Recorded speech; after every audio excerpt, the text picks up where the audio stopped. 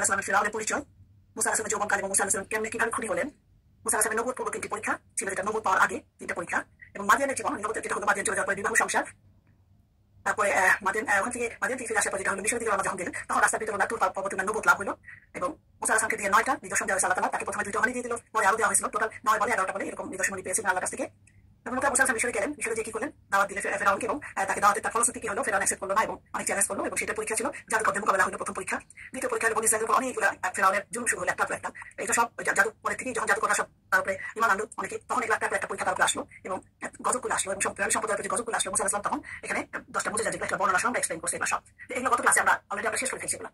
এখন যেটা আমরা করবো, সামনে যেটা আছে এই আজকে আমি একটু কভার করার প্ল্যান ছিল, আজকে কতটুকু করতে পারি।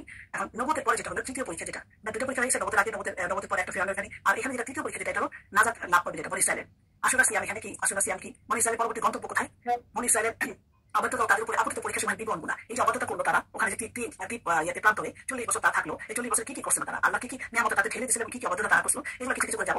অনেক ঘটনায়, কিন্তু জাস্ট মেইন কিছুগুলো আমরা তুলে আছে, অল্প করে এক্সপ্লেন করবো। যেমন একটা মূর্তি পূজার আবদার করলো তারা, আল্লাহ তওরাত দিলেন, তখনই ওই পর্বতে ওখানে 3 প্রান্তরে তওরাত দেওয়া হলো। তারপরে গরুৎস পূজা, মানে গরু বাচ্চা বাছুরের পূজা শুরু করলো তারা, তার জন্য আল্লাহ তাদেরকে শাস্তি দিল, এবং তারা তখন তাদেরকে দেখার পরও তারা অনেক কিছু বিশ্বাস করলো না। তখন আল্লাহ তাদেরকে কি করলেন, তুর পর্বত তাদের সামনে তুলে ধরলেন। তারপর সামিরিকে তার সে কি ঘটনা ঘটাইলো, তার পরিশোধ ছিল কি, সামিরিও তার শাস্তিটা কি ছিল, আল্লাহকে সামনে সচক্ষে দেখা জিত করলো কে, তারপরে কি হয়েছিল, বাইতুল মুকাদ্দাস অভিযানের নির্দেশ এবং পবিত্র ভূমি পরিচিত। এইটুকু আজকে কভার করার চিন্তা আছে, কিন্তু যাই না কত করতে পারলাম, দেখা যাচ্ছে আল্লাহ ভরসা। তো প্রথমে আমরা দেখতেছি এখানে যেটা হবে, প্রথমে যদি আমরা এখানে দেখে কি আসে, আমরা একটা ম্যাপ দেখবো। এই যে এখানে আমরা ইজিপ্ট থেকে, মিশর থেকে যে ফিরআউন বনী ইসরাঈলকে নিয়ে যে মুসা আলাইহিস সালাম চলে গেলেন, এখানে তো রাফলি একটা ম্যাপ, অত ডিটেইলস অতটা হয়তো বুঝবো না আমরা, মানে এখানে দেখেন যে কিভাবে যে এখানে মিশর, এখান থেকে এই যে সমুদ্র, যে এটা পার হয়ে, যেটা নদী পার হয়ে মুসা আলাইহিস সালাম বনী ইসরাঈলকে দিয়ে এই প্রান্তটা, এইদিকে 3 প্রান্ত, এখানে ছিল 40 বছর, এবং এখানে জেরুজালেম, এখানে আল্লাহ তাআলা নির্দেশ তাদেরকে বলছিলেন যে তোমরা তোমাদের জায়গা তোমরা ফিরে যাও, এই ল্যান্ডে তোমরা যাও, কিন্তু তোমাদেরই হবে এটা, কিন্তু তোমাদের একটু কষ্ট করতে হবে। কি কষ্ট, তোমাদের এখানে একটু যুদ্ধ করতে হবে ওদের সাথে, তখন তোমরা পাবা। তো ওরা সেটা মানে নাই বলে অবাধ্যতার জন্য আল্লাহ তাআলা তাদের শাস্তি স্বরূপ এই 40 বছর এখানে তাদেরকে রেখে দিয়েছে, এখানে ঢুকতে পারেনি, এবং মুসা আলাইহিস সালাম এই কষ্টে এখানে মারা গেছে রেখে দিয়েছেন। এইটা ঘটনায় আস্তে আস্তে আমরা যাবো। এই একটা ম্যাপ যেটা দেখলাম এখানে, আরেকটা এখানে এই ম্যাপে একটু অন্যভাবে দেখানো হয়েছে, দেখা যায় যে মুসা বনী ইসরাঈল কোথায় ছিল, এখানে মুসা আলাইহিস সালাম এই জায়গাটা কি, প্রত্যেকটা জায়গা আমরা একটু একটু দেখলেই বুঝবো যে কোন জায়গায় কোথায় আছে, ইসরাঈল কোন দিকে। আর তখনকার সময় তো আলাদা আলাদা নাম ছিল না, পুরো জায়গাটাকে শাম বলা হয়তো, এটা আমরা জানি অনেকে, সিরিয়া, জর্ডান, ইসরায়েল, এগুলো সব মিলে একটা দামাস্কে, যে সব মিলে একসাথে শাম ছিল। এখন যখন আস্তে আস্তে ইন্ডিভিজুয়াল ভাগ করা হচ্ছে, তখন এটা হয় আর কি।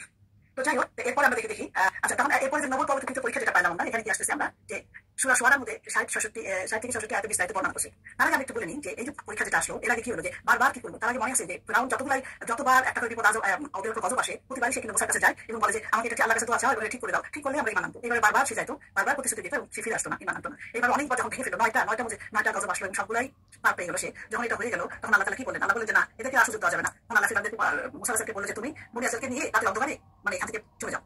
তখন আল্লাহর আদেশ দিলেন, এই পুরা সূরা শুআরাতে বলা আছে। এবং এই পরীক্ষাটা ছিল মুসা আলাইহিস সালামের জন্য নবুয়তের জীবনে এটা চূড়ান্ত পরীক্ষা ছিল।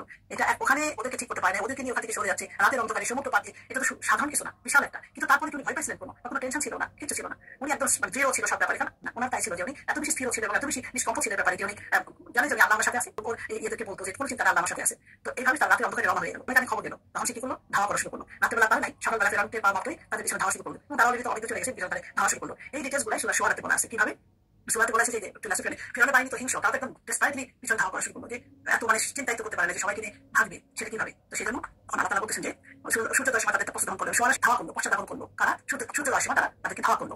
তারা জামাআনি, তখন কি করলো, উভয় দেখলো, জামাআনি মানে পরস্পর দল, একজনকে দূর থেকে দেখলো তারা, যে ওদিকে সামনে ফেরাউনের দল যাচ্ছে, মুসা আলাইহিস দল যাচ্ছে, আর ফেরাউনরা তখন পিছন সঙ্গীরা তখন বললো ইন্না লা মুদরাকুন, আমরা তো ধরাই পড়ে গেলাম, আমরা ধরা হয়ে গেলাম, ভাই বেগে কোনো লাভ তো হলো না, আমাদের পিছনে তো আসতেছো না, আর ওদের প্রতি ভয় তো ওরা আছে, এতদিন অত্যাচার করছে, ওরা তো জানে ফেরাউন কি ছাড়বে তো না, এরকম ভয় পেয়ে গেলো। বলা আল্লাহ ইন্না মাইয়া, সে বললো যে না, মুসা আলাইহিস বললো কাল্লা, কখনো না, ইন্না মাইয়া, কে, নিশ্চয়ই মাইয়া, আমার সাথে কি আছেন, আল্লাহ আছেন তার সাথে। তখন তিনি বললেন যে রব্বি সাইয়াহদিনি, রব্বি মানে আমার মাইয়া, মানে আমার সাথে আমার রব আছে, সে নিশ্চয়ই সামনে শীঘ্রই ইয়াহদিনি, আমাদেরকে পথ দেখাবে, ঠিক পথ কোন দিকে কি করবো আপনি বলে দেবেন আমাদেরকে। ফাআওহাইনা ইলা মুসা, তখন আল্লাহ তাআলা বলতেছেন যে আওহাইনা, আমি নির্দেশ দিলাম, কাকে, ইলা মুসা, মুসাকে আদেশ করলাম। তখন আল্লাহ তাআলা আদেশ করলো যে রিব বিআসাকাল বাহর, তাহলে ইদরিব মানে আঘাত করা, বিআসাকা কি দিয়ে, তার লাঠি, যেটা মুসা আলাইহিস সাথে সবসময় একটা লাঠি থাকতো, আমরা জানি ওনার লাঠি, সেটাতে কাকে আঘাত করতে বলে, বাহর সমুদ্রকে, বলে তুমি সমুদ্রকে আঘাত করো, তুমি ভয় পাবে না, সামনে সমুদ্র, আল ফালাক ফাকানা কুল্লু ফিরকিন কাসতাউদিল আযীম, বিলীন হয়ে গেল। আল ফালাক কি হলো, ফালাক যেটা হয়েছে, যেটা পানিটা তখন ভেঙে বিলীন হয়, পানি সমুদ্র পানিটা ভাগ হয়ে 2 ভাগ হয়ে গেল, 2 ভাগ মানে যাবে বেশি হয়েছে, কিন্তু 2 থাকবে তাউদিল মধ্যখানে ভাগ হলো, পানিটা 2 পাশে সরে যে 2টা পাহাড় হয়ে গেল, পানির পাহাড় পাওয়া যায়, এটাকে আলাদা হয়ে গেল, তখন মধ্যে দিয়ে কি হলো, তার একটা রাস্তা বের হয়ে গেল মধ্যে দিয়ে, এবং